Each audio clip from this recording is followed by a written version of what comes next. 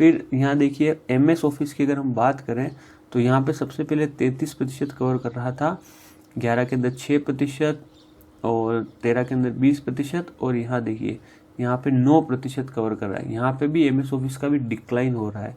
और सीधी सी बात, नमस्कार सभी को, आपके अपने चैनल कंप्यूटर फॉर क्वांट के अंदर आप सभी का हार्दिक स्वागत है। तो आज का जो ये वीडियो है बहुत ही इम्पोर्टेंट है, जिसके अंदर हम आईए 2022-23 एग्ज़ाम के बारे में डिस्कस करने वाले हैं, वो भी काफ़ी डिटेल के अंदर। तो अगर इस एग्ज़ाम के बारे में आप सारी चीज़ें एक ही वीडियो के अंदर जानना चाहते हैं तो बिल्कुल भी इसको स्किप ना करें, वीडियो को शुरू से लेकर लास्ट तक देखिए, जिसके अंदर हम आपकी ये भर्ती कब तक आने वाली है, ये भर्ती आएगी तो इसका एग्ज़ाम कब तक होगा, फिर इसके बारे में सिलेबस के बारे में हम डिस्कशन करेंगे, ग्रेड पे क्या रहेगी, जैसे जॉब लगी तो आपको फर्स्ट टाइम में सैलरी क्या मिलेगी, 2 साल बाद जब आपका फिक्सेशन हो जाएगा तो सैलरी कितने मिलेगी, जॉब लगने के बाद क्या क्या वर्क रहता है, इसको जॉब के लिए आपको क्या क्या क्वालिफिकेशन की ज़रूरत है, और इसके बाद हम कंप्लीट पेपर एनालिसिस देखेंगे, जो पेपर 2008 के अंदर हो चुके हैं, 2011 के अंदर हो चुके हैं, 13 के अंदर हो चुके, 18 के अंदर हो चुके हैं। तो हम ये देखेंगे किस तरीके से पेपर पैटर्न चेंज हो रहा है, टेक्निकल पार्ट से नॉन टेक्निकल पार्ट के अंदर कितना कितना मूव हो रहा है, फिर आपको बुक्स कितनी पढ़नी चाहिए, इन सारी चीज़ों के अंदर हम काफ़ी डिटेल में डिस्कशन करेंगे। तो वीडियो बिल्कुल भी स्किप ना करें। और हाँ, अगर आपको लगता है कि कोई चीज़ समझ में नहीं आ रही है और या समझ में आ रही है तो भी कमेंट जरूर करें, मन में कोई डाउट नहीं रहना चाहिए। ओके, तो एक बार फिर से आप सभी का इस चैनल में हार्दिक स्वागत है। मैं हूँ राजेश बड़ारिया और मैं आपको बता दूँ, मेरी जो पोस्टिंग हुई थी या मेरा जो सिलेक्शन या चयन हुआ था राजस्थान गवर्नमेंट के अंदर, वो सूचना सहायक पोस्ट के ऊपर ही हुआ है। ओके, 2013 का मैं पोस्टेड हूँ ड्यूटी डिपार्टमेंट के अंडर, और इसीलिए मुझे ऐसा लगता है कि मैं आपको चीज़ें आराम से और ज़्यादा जल्दी अच्छी से बता सकता हूँ। 2013 की मेरी पोस्टिंग है। तो चलिए शुरू करते हैं। तो सबसे पहला जो आपका क्वेश्चन है बहुत ज़्यादा हाई डिमांड के अंदर है कि भर्ती कब तक आएगी, भर्ती कब तक आएगी सूचना सहायक की। तो देखिए, जैसा कि आप सभी को पता है कि जो इसकी रिकमेंडेशन है वो SSB बोर्ड को जा चुकी है, RSSB बोर्ड को। तो मोस्ट प्रोबेबली ये भर्ती दीपावली से पहले आने वाली है। अब आप बोलोगे सर दीपावली तो आने वाली है, आज आप मैं जो वीडियो बना रहा हूँ 16 अक्टूबर का है और आपकी दीपावली मोस्ट प्रोबेबली 24 तारीख को है। हाँ, तो हो सकता है मैं वीडियो अपलोड करूँ उसी दिन ये एग्ज़ाम आ जाए आज के दिन, और हो सकता है इन जो डेट्स है इसके बीच में आपको वैकेंसी मिलने के पूरे 99% चांसेस है। सर कितने पोस्ट पे भर्ती आ रही है, तो ये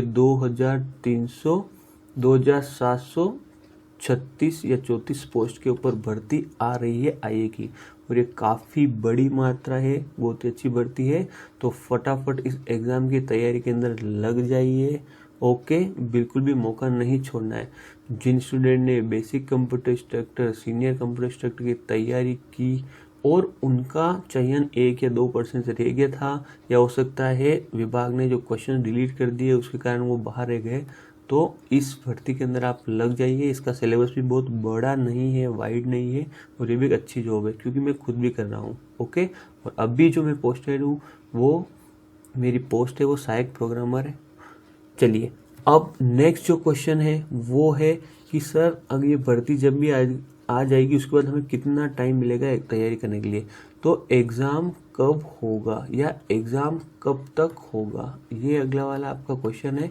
तो देखिए, मोस्ट प्रोबेबली इसका जो एग्ज़ाम है भर्ती आने के बाद कम से कम आपको 3-4 महीने मिलेंगे। अगर आपको अभी अक्टूबर में आता है तो इस एग्ज़ाम मोस्ट प्रोबेबली होने के चांसेस कब है, फरवरी या मार्च के अंदर। ओके, डेडलाइन इसी फाइनेंशियल ईयर को आप मान के चलिए, मार्च 2023 तक नोटिफिकेशन टाइम पे आ जाएगा। तो ये एग्ज़ाम होने के पूरे चांसेस है, और पूरे चांसेस है कि इसका एडवर्टाइजमेंट बिल्कुल जल्दी आने वाला है। आप अपनी तैयारी चालू रखिए। फिर से बोल रहा हूँ, कोई भी समस्या हो, दिक्कत हो, कमेंट जरूर करें। देखिए, कमेंट करने से आपको जो डाउट है मन में वो क्लियर होने के चांसेस रहते हैं, और अगर आप कमेंट करोगे तो मैं पूरी कोशिश करूँगा कि उसका समाधान करने की, उसका रिप्लाई देने की।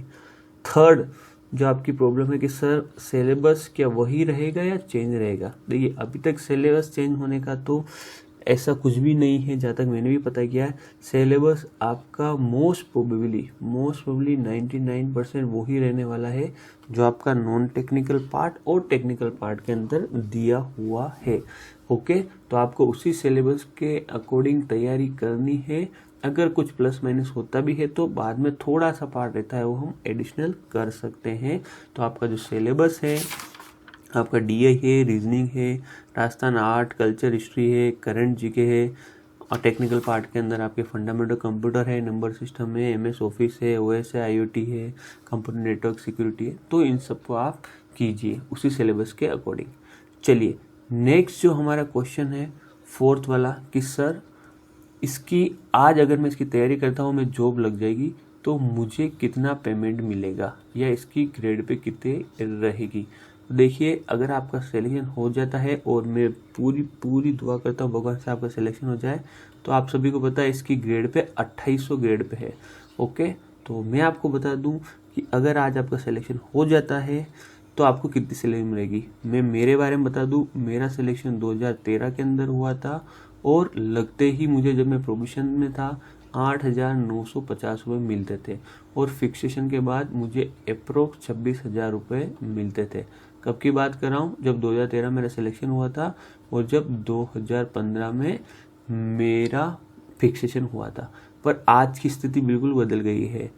जो 2018 के अंदर आपके जो भाई बंधु लगे हैं, ओके, आइए सूचना सहायक, उनके बारे में बताऊं तो भिड़ते ही या लगते ही उनकी जो सैलरी थी वो थी 18,500 रुपये, और फिक्सेशन के बाद उनकी सैलरी हो रही 33,155 रुपये। देखिए कितना डिफरेंस आ चुका है। ओके, तो ये सब 7वें वेतन का कमाल है। अगर आज जॉब लगते हो तो 18,500 रुपये कम नहीं है, बहुत ही अच्छा अमाउंट है। और फिक्सेशन के बाद तो देख लीजिए काफ़ी हाइक हो जाएगी आपकी सैलरी के अंदर। तो पूरी कोशिश करनी है इस एग्ज़ाम को क्लियर करने की, और मैंने आपको सैलरी बता दी है ताकि आपको कोई डाउट ना रहे कि मुझे कितना अमाउंट मिलेगा कितना नहीं मिलेगा। बहुत सारे मेरे भाई बंधु हैं जो जॉब छोड़ के तैयारी करते हैं और उनको आइडिया नहीं रहता कि भाई लगने के बाद मुझे कितना मिलेगा कितना नहीं। आज मैं जैसे 40,000 पे काम कर रहा हूँ, लगते ही मुझे अगर 18-19,000 मिलेंगे तो क्या फ़ायदा। पर फिक्सेशन के बाद आपकी सैलरी बढ़ जाएगी, ये आप ध्यान रखिए। फिर क्वालिफिकेशन की क्या क्या क्वालिफिकेशन होनी चाहिए इस एग्ज़ाम को क्लियर करने के लिए। तो देखिए क्वालिफिकेशन के बारे में बहुत सारे स्टूडेंट उन्होंने भी क्लियर कर रखा है, फिर मैं बता देता हूँ। अगर आपने बीटेक कर रखी है तो आप एलिजिबल है। फिर उसके अंदर आपने अगर सीएस से कर रखी है, आईटी से कर रखी है, या इलेक्ट्रॉनिक्स जो शब्द आ रहा है, ध्यान से सुनना, इलेक्ट्रॉनिक्स अगर शब्द आ रहा है उससे रिलेटेड किसी भी ब्रांच से आपने कर रखी है, चाहे इलेक्ट्रॉनिक इंस्ट्रूमेंटेशन हो, इलेक्ट्रॉनिक्स इंजीनियरिंग हो, ओके, तो आप उसके लिए एलिजिबल हो। फिर आपने अगर बीसीए कर रखा है, एमसीए कर रखा है, मैं लिख नहीं रहा हूँ यहाँ पे, बीएससी कर रखी है, एमएससी कर रखी है आपने सीएसआईटी के अंदर, तो आप एलिजिबल हो। उसके बाद अगर आपने किसी भी सब्जेक्ट में ग्रेजुएशन कर रखा हो, ओके, किसी भी सब्जेक्ट में ग्रेजुएशन प्लस आपने 1 ईयर का डिप्लोमा कर रखा हो, 1 ईयर डिप्लोमा। अब डिप्लोमा किस में कर रखा हो, देखिए आपने चाहे पीजीडीसीए कर रखा हो, या आपने सर्टिफिकेट ले रखा हो, O level certificate, A level certificate, B level certificate, अगर आपने सर्टिफिकेट ले रखे हैं तो भी आप इस वैकेंसी के लिए एलिजिबल हो। इसके अलावा अगर आपने पॉलीटेक्निक कर रखा है, 3 ईयर डिप्लोमा ले रखा है, वो आपने सीएसआईटी के अंदर कर रखा है, सीएसआईटी या ईसी के अंदर कर रखा है, तो भी आप एलिजिबल हो। हाँ, अगर आपने कोपा कर रखा है तो भी आप एलिजिबल हो, ओके, अगर आपने कोपा कर रखा है तो भी आप एलिजिबल हो।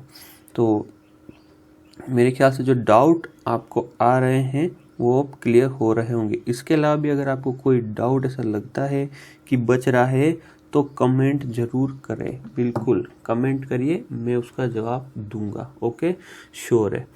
तो नेक्स्ट जो हमारा पॉइंट है वो है कि सर अगर मेरी जॉब लग जाती है तो क्या क्या वर्क रहेगा। आप जॉब लगे सर तो आपको क्या क्या काम दिया गया। देखिए हम जब जॉब लगे थे 2013 के अंदर, तो उस समय हमें सबसे पहले मेडिकल डिपार्टमेंट अलॉट किया गया। ओके, तो अभी की वो सिचुएशन नहीं है, अब हमारा डूइट डिपार्टमेंट काफ़ी बड़ा हो चुका है। ओके, ग्रो हो चुका है, काफ़ी एम्प्लॉयज़ के अंदर आ चुके हैं। तो डिपेंड करता है कि किस डिपार्टमेंट के अंदर आपको डूइट पोस्टिंग देते हैं। कोई फिक्स नहीं है कि आपको किस डिपार्टमेंट में पोस्टिंग दे, आपको डूइट में भी दे सकते हैं, जीपे में भी दे सकते हैं, आपको इलेक्शन में भी दे सकते हैं, आपको कलेक्ट्रेट में भी दे सकते हैं, आपको एक्साइज में भी दे सकते हैं, कहीं भी दे सकते हैं। अगर आप ये चाहते हो कि इसके बारे में थोड़ा डिटेल में बताऊं तो प्लीज़ कमेंट कीजिए, मैं एक सेपरेट वीडियो बना दूंगा इसके बारे में। वर्क रहेगा आपको, मोस्टली वर्क वर्ड एक्सेल पे काम करना रहेगा, रिपोर्टिंग से संबंधित। किसी डिपार्टमेंट के अंदर टेक्निकल ऑनलाइन वर्क भी रहता है, जिसके अंदर आपको कुछ मॉड्यूल्स के ऊपर भी काम करना पड़ता है। कई बार हल्का फुल्का आपको कोड के लिए भी दे सकते हैं, तो टेक्निकल पार्ट इतना है नहीं, आपको ज़्यादातर ये वर्ड एक्सेल के ऊपर भी वर्क रहेगा इसके अंदर। ओके, फिर नेक्स्ट जो टॉपिक बच जाता है वो हमारा क्या है, अब हमें वेरी इंपॉर्टेंट फेज के अंदर हम आने वाले हैं, जो है आपका कंप्लीट पेपर एनालिसिस। जो पेपर हो चुके हैं उसका एनालिसिस करना। तो आप बता सकते हैं मेरे को किस कब या कौन कौन सी ईयर के अंदर पेपर हो चुके हैं। तो मैं आपको बता देता हूँ, 2008, 2011, 2013 और 2018 के अंदर आपके आईए एग्ज़ाम के पेपर कंडक्ट हो चुके हैं। और अगर आप इनके पेपर पैटर्न को देखें तो बहुत ज़्यादा आपको डिफरेंशिएशन दिखेगा। जहाँ 2008 के अंदर बिल्कुल भी नॉन टेक्निकल पार्ट नहीं था, वहीं अगर अभी हम बात करें तो 2018 के अंदर नॉन टेक्निकल पार्ट से लगभग 40% क्वेश्चन पूछे गए हैं।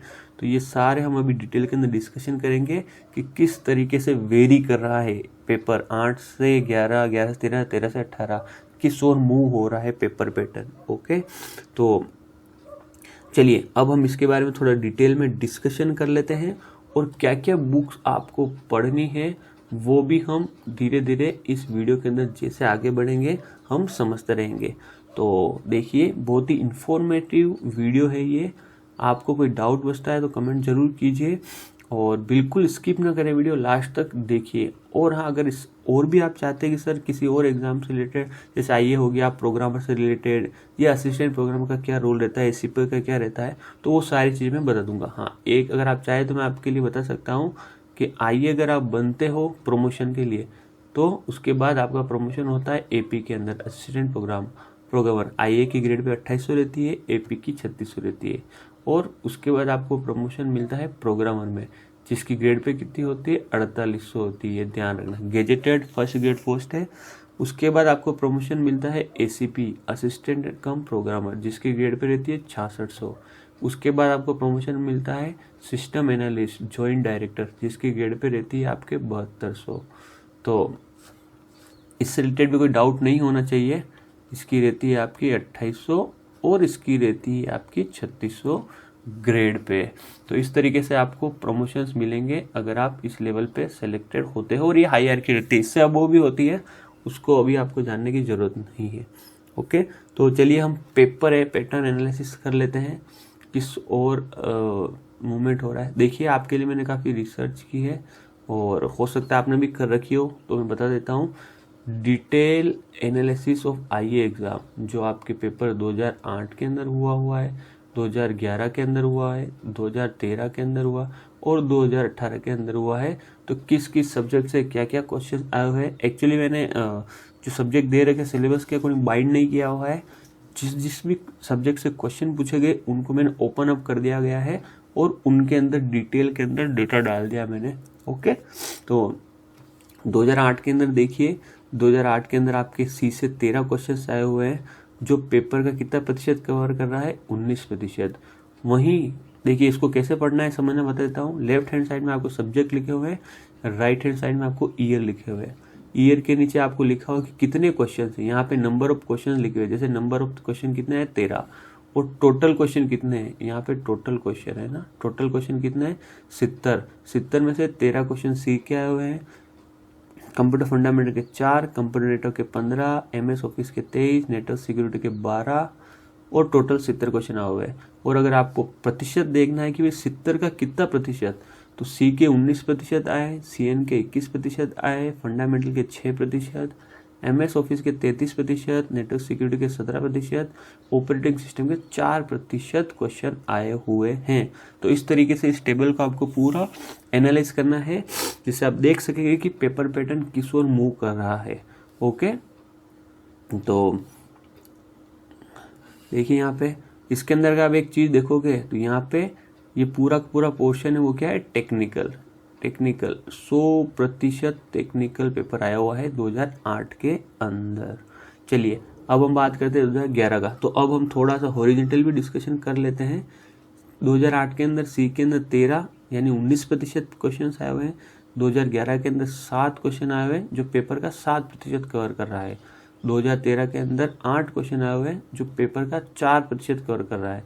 और 2018 के अंदर 6 क्वेश्चन आए हुए हैं C के जो पेपर का 4% कवर कर रहा है। तो यहाँ पे बेटर होगा कि आप अगर प्रतिशत को देखेंगे तो ठीक रहेगा कि भाई कितने प्रतिशत क्वेश्चंस आए हुए हैं, क्योंकि देखिए 2008 के अंदर 70 क्वेश्चन ही पूछे थे, 2011 के अंदर 100, हमारे टाइम पे 2013 के अंदर 200 क्वेश्चन पूछ लिए थे, और अभी 2018 के अंदर 150 क्वेश्चन पूछे गए हैं। तो अब ये तो जो एजेंसी करवा रही पेपर वही जाने कि कितने क्वेश्चंस वो देते हैं या नहीं। हाल फिलहाल 150 क्वेश्चंस लास्ट जो पेपर हुआ उसके अंदर आ रहे हैं। ओके, तो आप इस तरीके से पेपर पैटर्न समझ सकते हैं। देखिए C++ का 2008 के अंदर कोई क्वेश्चन नहीं आया, जबकि 2011 के अंदर 7 क्वेश्चन आए हुए हैं। ओके, और 2013 के अंदर कोई भी नहीं आया, 2018 के अंदर भी 3 क्वेश्चन आए जो 2% कवर करते हैं। मेजर अगर हम सब्जेक्ट की बात करें तो यहाँ पे देखिए कंप्यूटर फंडामेंटल, कंप्यूटर नेटवर्क जो 2 डिजिट अगर हम क्वेश्चंस की बात करें, यहाँ पे MS ऑफिस, फिर रीजनिंग और GK जो नॉन टेक्निकल पार्ट है, इसके ऊपर भी अभी हम आने वाले हैं। तो कंप्यूटर फंडामेंटल ने 14% कवर किया है 2018 के अंदर, जो 2013 के अंदर 16% कवर किया हुआ है। ओके, तो यहाँ पे देखिए थोड़ा सा यहाँ पे आगे गिर रहा है कंप्यूटर फंडामेंटल का 17, 16 और 14।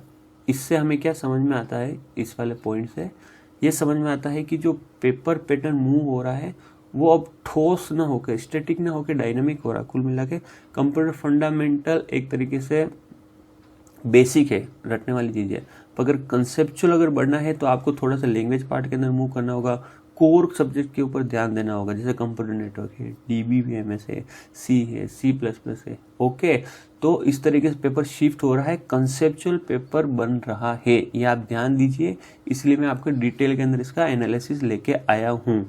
तो कंप्यूटर फंडामेंटल देखिए यहाँ पे 14% कवर कर रहा है, यहाँ पे क्या हो रहा है, इसका डिक्रीमेंट हो रहा है ना। फिर यहाँ देखिए MS ऑफिस की अगर हम बात करें तो यहाँ पे सबसे पहले 33% कवर कर रहा था, 11 के अंदर 6% और 13 के अंदर 20%, और यहाँ देखिए यहाँ पे 9% कवर कर रहा है। यहाँ पे भी MS ऑफिस का भी डिक्लाइन हो रहा है, और सीधी सी बात है कुछ सब्जेक्ट का अगर डिक्लाइन हो रहा है मतलब उसके अगर नंबर ऑफ क्वेश्चन कम हो रहे हैं तो दूसरे किसी सब्जेक्ट के अंदर नंबर ऑफ क्वेश्चन डिस्ट्रीब्यूट हो रहे होंगे। और यहाँ देख ही सकते हो यहाँ पे अलग अलग सब्जेक्ट के अंदर आपके क्वेश्चन डिस्ट्रीब्यूट हो रहे हैं। तो अब आपको कंप्यूटर फंडामेंटल MS ऑफिस के ऊपर ध्यान देना ही है, उनको छोड़ना नहीं है। इसके अलावा भी अदर सब्जेक्ट के ऊपर भी आपको अच्छे से ध्यान देना है। तो देखिए बाइनरी नंबर से 4 क्वेश्चन आए हुए 2018 के अंदर, 3% कवर कर रहा है, और C++ के अंदर भी 2 क्वेश्चन पूछे गए हैं। कंप्यूटर नेटवर्क देखिए यहाँ 11% पूछे गए, तो 17 क्वेश्चन एक बहुत बड़ा नंबर होता है। तो आपको कंप्यूटर नेटवर्क बहुत अच्छे से पढ़नी है। ओके, बहुत ही हार्ड क्वेश्चन नहीं आते, बिल्कुल बेसिक क्वेश्चंस आते हैं कंप्यूटर नेटवर्क से भी। फिर DBMS डेटाबेस मैनेजमेंट सिस्टम से भी क्वेश्चंस आ रहे हैं जो 3% कवर करता है टोटल पेपर का, मतलब 4 क्वेश्चंस दिए हैं 2018 के अंदर, और इसके भी इजी क्वेश्चन ही आते हैं, एक बार आपको गो थ्रू होना पड़ेगा।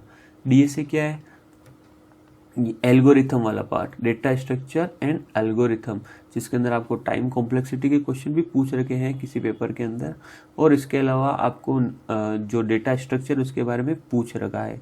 यहाँ पे देखिए 3 क्वेश्चन आए हुए हैं और 2% कवर कर रहा है। ई-कॉमर्स के क्वेश्चंस आपको हर समय मिल जाएंगे। तो यहाँ पे भी देखिए 5 क्वेश्चन कवर किए हुए ई-कॉमर्स रिलेटेड, कौन सा गवर्नमेंट बिजनेस कौन सा है, government to consumer, consumer to consumer, government to government, तो इसके क्वेश्चंस भी आपको मिल जाएंगे, है ना। HTML के देखिए 2% कवर कर रहा है, 3 क्वेश्चंस आए हुए हैं। फिर यहाँ पे ID और जावास्क्रिप्ट के हमें क्वेश्चन नहीं मिले, कि एक जगह जावा के भी दे रखे हैं और कई जगह जावास्क्रिप्ट भी दे रखा है, ओके, तो ये वेरिएबल है। नेटवर्क सिक्योरिटी के भी क्वेश्चंस आपको मिलेंगे ही मिलेंगे। 2013 के अंदर तो लगभग आपको 10 क्वेश्चन मिले थे, हाँ, जो मेरा पेपर हुआ था। उसके बाद इसके अंदर 4 क्वेश्चन मिले हैं जो 3% कवर कर रहा है 2018 के अंदर। ऑपरेटिंग सिस्टम के देखिए यहाँ भी क्वेश्चन कवर कर रहा है। विजुअल बेसिक भी आपको ध्यान रखना है, यहाँ से क्वेश्चन आपको मिलता ही मिलता है, ठीक है। 2011 के अंदर भी आए हुए हैं और 2018 के अंदर भी। अब जो पार्ट आता है वो आपका कौन सा आता है, नॉन टेक्निकल पोर्शन। तो नॉन टेक्निकल पोर्शन के अंदर आपको काफ़ी देखिए चेंजेस देखने को मिलेंगे। अगर यहाँ पे परसेंटेज निकालेंगे आप टेक्निकल और नॉन टेक्निकल, ओके, मैं लिख रहा हूँ। तो देखिए काफ़ी इंपॉर्टेंट डिस्कशन है। अगर आपको लगता है कि ये सारी चीज़ें आपको आती है तो आप स्किप कर सकते हो, अगर आपको नहीं आती, आपको ज़रूर एनालिसिस करना चाहिए, तो प्लीज़ वीडियो को वॉच कीजिए आप, है ना। तो टेक्निकल पोर्शन अगर आप देखोगे तो नॉन टेक्निकल के 10 और 20 और 24, तो 24% पेपर नॉन टेक्निकल का आया है। वही टेक्निकल का आपका डिफरेंस करके निकाल सकते हो, जो कितना हो जाएगा आपका कितना हो जाएगा 66, 66, 70, ये हो जाएगा आपका 76%। यही अगर आप 13 के अंदर देखोगे टेक्निकल और नॉन टेक्निकल के अंदर, तो यहाँ कितना प्रतिशत हो गया आपका 11, 11, 22 और एक 23%। तो 23% आपका कौन सा पेपर आया, नॉन टेक्निकल, और आप निकाल दीजिए। और अगर बात करते हैं अपन 2018 के अंदर, तो कितना प्रतिशत पेपर आया, यहाँ देख सकते हैं आप 42%। हो सकता है 1-2 आंकड़े ऊपर नीचे रह गए हो, तो अप्रोक्सीमेट आप 40% मान सकते हैं। तो यहाँ देखिए 2018 के अंदर बिल्कुल जो पेपर है आपका टेक्निकल से नॉन टेक्निकल की ओर मूव कर दिया इन्होंने। तो approx 40% question non technical part से आना बहुत बड़ी बात है, जहाँ पे इन्होंने रीजनिंग और जीके को बराबर वेटेज दिया हुआ है। तो आपको टेक्निकल के साथ रीजनिंग भी स्ट्रॉन्ग करनी पड़ेगी और जीके वाला पोर्शन भी आपको स्ट्रॉन्ग करना ही पड़ेगा। आपको छोड़ के कुछ भी नहीं जानना है, सारी चीज़ें आपको पढ़नी पड़ेगी। इसीलिए आपके लिए मैं थोड़ा टाइम लेके ये वीडियो लेके आया हूँ। मेरा जो एक प्रिय स्टूडेंट है भरत शर्मा, उसने कई बार बोला सर वीडियो बनाइए आप इसके ऊपर, पर जब तक मैं किसी चीज़ के एनालिसिस नहीं करता हूँ तब तक मैं वीडियो पुट नहीं करता हूँ, है ना। तो 40% पेपर आपका नॉन टेक्निकल की ओर मूव कर रहा है। तो इस हिसाब से आपको तैयारी करनी है, बिल्कुल भी आपको ढिलाई नहीं बरतनी है, कमर कस दीजिए, वैकेंसी जल्दी आने वाली है, ओके। तो चलिए, अगर इसके अंदर आपको कोई डाउट रहता है तो प्लीज़ मेरे को कमेंट जरूर करें। आपको और कुछ डिटेल में एनालिसिस चाहिए कि सर आप इसको फर्दर इस कैटेगराइज के अंदर वो एनालिसिस कर दीजिए, तो वो मैं कर दूंगा आपके लिए, ओके। तो हाल फिलहाल क्वेश्चन का पैटर्न यही है कि 150 क्वेश्चन आपके आने वाले हैं, जिसके अंदर 25 से 40% आपको नॉन टेक्निकल मिलने वाला है और 75 से 60% आपको टेक्निकल पोर्शन मिलने वाला है। तो चलिए अब हम आ जाते हैं इस पोर्शन के अंदर कि आपको बुक्स कौन कौन सी पढ़नी है। तो देखिए, अगर आपने पहले किसी इंस्टीट्यूट से कोचिंग कर रखी है तो अच्छी बात है, और अगर आप सेल्फ स्टडी कर रहे हैं तो और भी बहुत अच्छी बात है। तो आपके पास टाइम है तो सेल्फ स्टडी जरूर कीजिए। जो बुक्स के बारे में मुझे पता है मैं बता रहा हूँ, हो सकता है कोई बेटर और ऑप्शन बता दे, तो प्लीज़ उसको भी ध्यान रखिए। फर्स्ट देखिए, फंडामेंटल कंप्यूटर और नंबर सिस्टम, इनके बारे में अगर आपको पढ़ना है तो सबसे पहले बेसिक तो आप हमेशा क्लियर कीजिए। जो VMOU RSCIT की जो बुक है ना, इसको आप एक बार जरूर पढ़ना। इसके अंदर क्या है कि करंट नॉलेज भी लिखा हुआ है, मतलब करंट के बारे में क्या क्या अभी जो योजनाएं चल रही है, वहाँ से देखिए करंट वाली चीज़ें ज़्यादा आ रही है आजकल एग्जाम के अंदर, कि सुगम पोर्टल है, राजस्थान संपर्क है, या जो डिजीफेस्ट कब हुआ था, जो क्वेश्चंस मैं भी देख रहा था इन सब के अंदर। तो करंट अगर चीज़ें पढ़नी है तो आप इसको एक बार जरूर गो थ्रू कीजिए।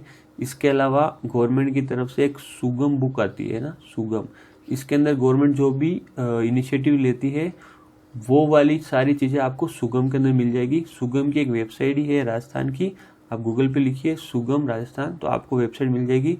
वहाँ पे हर मंथली एक मैगजीन अपलोड होती है, तो वहाँ से आप करंट वाली चीज़ें आराम से पढ़ सकते हैं, IT के अंदर क्या हो रही है। इसके अलावा VMware के साथ आप RBSC की जो 9th और 10th की बुक है उसको आप कंसर्न कर सकते हैं। इसके अलावा PK सिन्हा की जो बुक है उसको आप कंसर्न कर सकते हैं। Okay, PK Sinha. इसके अलावा आपको अगर MS ऑफिस पढ़ना है तो MS ऑफिस के अंदर ध्यान रखना आपको 2010 एडिशन, 2013 एडिशन, 2016 एडिशन और 2019 एडिशन सबके बारे में आपको ध्यान रखना है कि भाई 10 से 13 में क्या चेंजेस हुए, 13 से 16 में क्या चेंजेस हुए, 16 से क्या 19 में क्या चेंजेस हुए। एक बार तो पूरा एक एडिशन कंप्लीट करना 2010। इसके अलावा 13 के अंदर क्या नए वर्जन आए, फीचर्स आए, 16 के अंदर क्या फीचर आए, 19 के अंदर क्या फीचर आए, इनको आपको देखना रहता है। अलग चीज़ क्या हुई। ओके, तो इसके लिए जो जैसा सभी जन एडवाइस करते हैं ऑफिस गुरु को आप रेफर कर सकते हैं। ओके, इसके अलावा ऑपरेटिंग सिस्टम, तो ऑपरेटिंग सिस्टम बहुत सारी बुक्स के अंदर जो बेसिक हमें चाहिए वो कंप्यूटर फंडामेंटल के अंदर ही दे रखा है जिसके ओके, तो उसको आप रेफर कर सकते हैं। ऑपरेटिंग सिस्टम के अंदर आपको आपका विंडोज़ है जिसके अंदर आपको विंडोज 7, 8, 10 और 11 इसके बारे में भी आपको इन विंडोज़ के बारे में पढ़ना ज़रूरी है। और IoT, इंटरनेट ऑफ थिंग्स, इसके लिए आपको जो बुक रेफर आप कर सकते हो वो हिंदी ग्रंथ अकादमी की बुक है। हिंदी ग्रंथ अकादमी की जो बुक है IT की, वो आप जरूर रेफर कीजिए। इससे आपको काफ़ी चीज़ें समझ में आने लग जाएगी और काफ़ी आपको कंटेंट मिल जाएगा। ओके, इसके अलावा देखिए कंप्यूटर नेटवर्क, ये डेटा एंड कंप्यूटर नेटवर्क और आपका जो नेटवर्क सिक्योरिटी वाला पार्ट है जिसके लिए आप जो ऊपर किताब है उसके अंदर आपको काफ़ी कंटेंट मिल जाएगा। इसके अलावा भी थोड़ा सा डेप्थ के अंदर भी कई बार क्वेश्चन पूछ लेते हैं, उसके लिए आपको अगर टाइम है तो टेनेनबम को आप प्रेफर कर सकते हैं।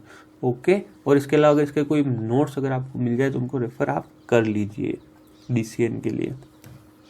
और बाकी जो पार्ट बचा है आपका प्रोग्रामिंग वाला जिसके अंदर आपके C++, HTML से भी क्वेश्चंस आ रहे हैं, जावा स्क्रिप्ट, इसके लिए 11th और 12th की जो बुक है उसको आप रेफ़र कीजिए। C के लिए आप यशवंत केनेटकर रेफ़र कर सकते हैं जिसके क्वेश्चंस काफ़ी अच्छे हैं अगर आप रेफ़र करते हैं। तो देखिए अब क्या हो गया ना, राजस्थान के अंदर ऐसा नहीं है कि भाई IE एग्ज़ाम 2800 ग्रेड पे है तो हम इसका लेवल कम रखें। अब ऐसा कुछ भी नहीं हो रहा है। आपने बेसिक कंप्यूटर शिफ्ट का जो एग्ज़ाम दिया होगा पता चल ही गया होगा कि अब आप ऐसे मान के नहीं चल सकते कि 2800 ग्रेड पे इसका लेवल कम आएगा। ये बिल्कुल भी नहीं हो रहा है ना। तो आपको तैयारी करनी है तो डेप्थ में ही करनी है, सीधी सी बात है। तो ही आप ये मान के चलिए कि आपका सिलेक्शन श्योर होगा। छोड़ना कुछ भी नहीं है। रीड, देखिए read something about everything, something about everything, हर एक के बारे में कुछ न कुछ आप जरूर पढ़िए। ओके, तो उम्मीद है ये वीडियो आपके लिए काफ़ी हेल्पफुल रहा होगा। और अगर आपको ऐसा लगता है कि ये हेल्पफुल है तो प्लीज़ कमेंट ज़रूर करें। और भी आपके मन में कोई भी डाउट हो तो कमेंट करें। और अगर आपको ऐसा लगता है कि और भी वीडियो सर को बनाना चाहिए या मुझे मेरी खुद की टेस्ट सीरीज़ लानी चाहिए या खुद का कोर्स लेके आना चाहिए कि सर आप आपका कोर्स बनाइए, हम चाहते हैं कि हम आपसे पढ़ना चाहते हैं, आप IE का लाइए या प्रोग्रामर का लाइए या जो एग्ज़ाम और होते हैं उनका लेके आइए। अगर ऐसा कुछ भी है आपके मन में तो प्लीज़ मेरे को आप सजेस्ट ज़रूर कीजिए। टेस्ट सीरीज लानी हो तो मैं उसके बारे में सोचूंगा। तो ऑल द बेस्ट आपके एग्ज़ाम्स के लिए। अगर आपको लगता है कि और भी किसी के बारे में वीडियो बनाना चाहिए मुझे तो प्लीज़ कमेंट बॉक्स भर दीजिए। आप जितने चाहिए मुझे कमेंट कीजिए, मैं आपको सबका रिप्लाई दूंगा। जो मन में डाउट है उसका कमेंट कीजिए। ओके, और मैं आपको रिप्लाई जरूर दूंगा। और मुझे लगेगा कि और कुछ वीडियो बनाना चाहिए इसके बारे में और तो मैं ज़रूर आपके लिए बनाऊंगा। और आप चाहते हैं कि आइए कि वर्किंग का आप लाइव वीडियो बनाइए, कैसे क्या करते हैं ऑफिस के बारे में हम जानना चाहते हैं ताकि हम मोटिवेट हो। आप ऑफिस में किस तरीके से वर्क करते हो हमें आपका ऑफिस देखना है तो उसके लिए मैं आपको वीडियोस पुट ऑन कर दूंगा। ओके लिए तो बहरहाल बहुत बहुत धन्यवाद आप सभी का यहाँ तक सुनने के लिए। तो चलते हम नेक्स्ट वीडियो के अंदर। तब तक के लिए बहुत बहुत धन्यवाद। और प्रोग्रामर एग्जाम की जो भी तैयारी कर रहे हैं उसके लिए मैंने प्लेलिस्ट के अंदर फ्री ऑफ कंटेंट डाल रहा हूँ, जिसके अंदर मैंने सेड की सीरीज कंप्लीट कर ली है, अभी मैं डीबीएम्स की डाल रहा हूँ और कंप्यूटर नेटवर्क के भी कुछ वीडियोस मैंने डाल दिए हैं। ओके, तो जो भी स्टूडेंट प्रोग्रामर की तैयारी कर रहे हैं वो उन वीडियोस को देख सकते हैं, काफ़ी हेल्पफुल होने वाले हैं उन सभी के लिए। चलिए, थैंक यू, बाय बाय।